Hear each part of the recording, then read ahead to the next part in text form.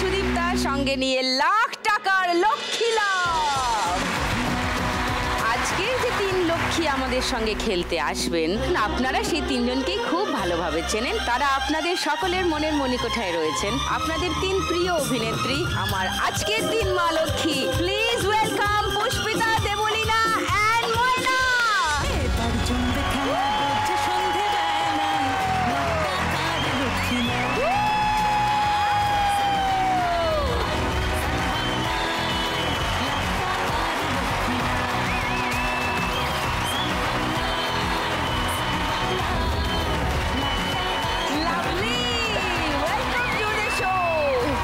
সুন্দর দেখাচ্ছে তোদের সবাইকে। দেবলীনা, ময়না আর পুষ্পিতা 3 জনের সঙ্গে প্রচুর গল্প হবে, মানে প্রচুর। হ্যাঁ, আর তার সঙ্গে মাঝে মাঝে একটু খেলাধুলাও হবে। আর ওদের আরো নানান রকম কি পরিকল্পনা সব শুনবো। তোরা পোডিয়ামে আয়, তারপর গল্প শুরু করি।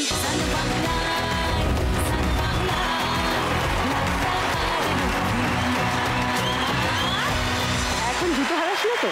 কি বাবা, মনে আছে কিছু? একসাথে দুজনে ট্রেনে করে রামোজি ফিল্ম সিটি যাচ্ছিলাম। নতুন জুতো কিনেছেন তিনি, নতুন জুতো পরে তিনি ট্রেনে উঠেছেন।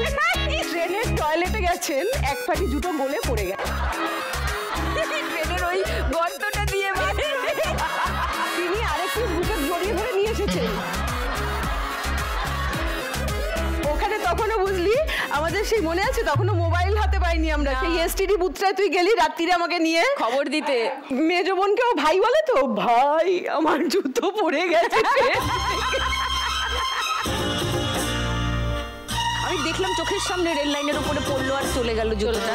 তারপর আমি এক পাটি জুতো নিয়ে টয়লেট থেকে বেরিয়ে কাঁদো কাঁদো মুখে, পুষ্পিতা ছিল, আরো বোধহয় রীতা দি না কে ছিল আমার ঠিক মনে নেই, পুষ্পিতা যখন মনে আছে ও ছিল।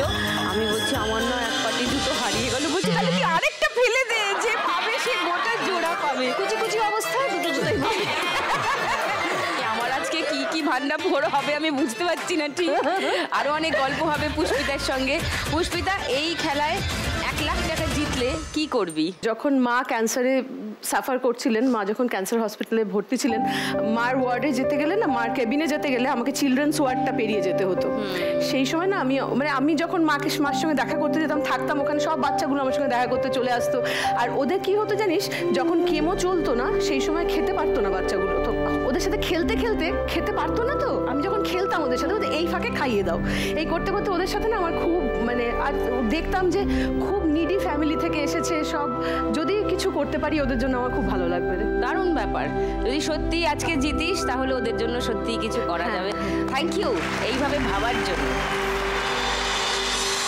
দেবলীনা, বল তুই যদি 1 লাখ টাকা জিতিস আজকে কি হবে? 50% তো নিশ্চিত লক্ষ্মীর ব্যাংকে দেবো, সুযোগ যখন আছে দেওয়ার। Thank you. আর 50% একসাথে অতটা অ্যামাউন্ট যদি পেয়ে যাই হাতে, তাহলে আমার 48টা বাচ্চার কাজে লাগাবো। আমার 48টা বাচ্চা, তার মধ্যে 2টো ছাগল, বাকি সবাই আপাতত কুকুর বেড়াল, আর একটা রাম ছাগল আছে তার মধ্যে। আমার পাড়ারই 48টা। তো ওদের অনেক কিছু শীতকালে জামা কাপড় বিভিন্ন অনেক কিছু লাগে দরকার, তো সেই কাজে লাগবে অনেকটা। আর এই 48টা হয়ে গেলে তারপর আরো অনেক বাচ্চারা আছে যারা ওদের মতনই চার পেয়ে, তাদেরই কাজে লাগাবো পুরোটাই। বাহ, থ্যাংক ইউ দেবলীনা। দেবলীনা সারা বছরই এইসবই করে যায়।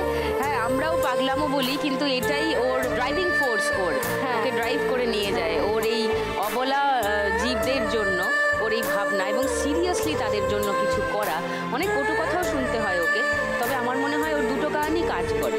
তো একটা দিয়ে ঢুকে আরেকটা দিয়ে বেরিয়ে যায়, অসুবিধা হয় না। প্রচন্ড কটু কথা। হ্যাঁ জানি আমি। এত ভালো কাজের জন্য আমাদের সকলের তরফ থেকে অনেক ধন্যবাদ দেবলীনা তোকে। তাই